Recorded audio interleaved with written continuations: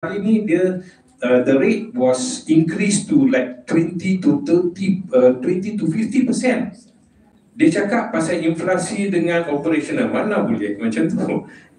Inflation is 2.8 or something like that. So this is all, we are telling this is all going to their operational cost. And they are fighting, macam satu lagu mesti ada composer, penulis lirik dan penyanyi kan.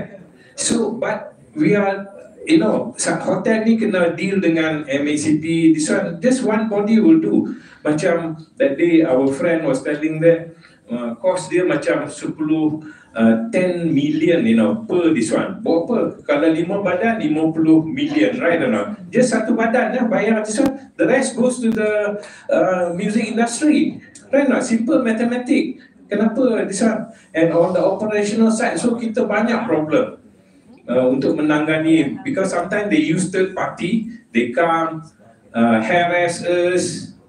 Betul lah Datuk Amy kan, masa saya jadi pengurus besar Palace Golden, wah, lepas tu dia kata, because sometimes we get third party to pay, right? So they will come and check lah, nak cabut wire lah, sampai bergaduh.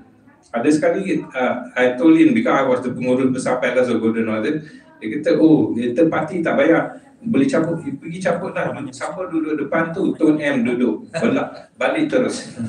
Pergi cabut lah. Pergi cabut wire lah. Kata, so that are the things that we face operationally. So enough is enough. I think we must bergabung, user, musician and all that. This one, we will find out all out and you have our support, 110%. Thank you very much.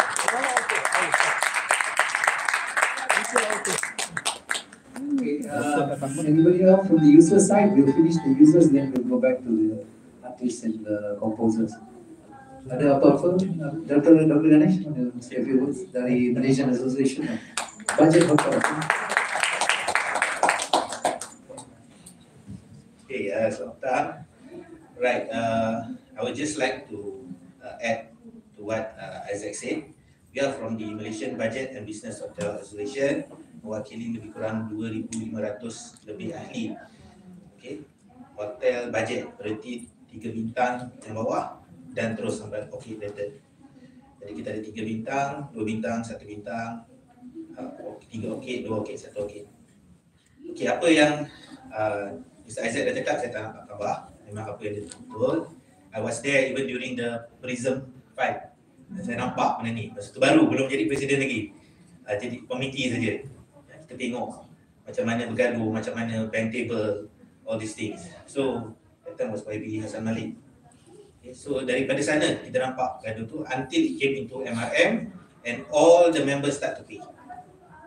But why our members reluctant to pay again now is because of dia bercerai. 3 CM ni bercerai. Dan tak ada jumlah yang betul. Dan cara mereka buat collection, hantar debt collector datang, apa ni. Actually, what we want our resolution adalah bayar dan make sure all party happy.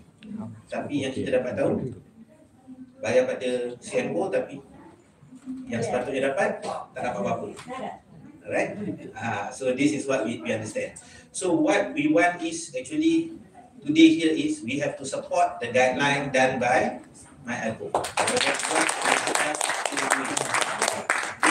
MyElpo now is actually being yesterday, it's not 2 days ago, it's yesterday we were there.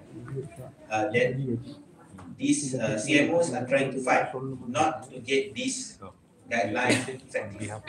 Okay, tetapi pihak MyElpo through the act, they has section yang dia boleh keluarkan guideline. Apa yang CMO cakap berkenaan dengan bercanggah dengan undang-undang lain, all these things, I think that one is to be tried after that. Now we want it to be enforced first.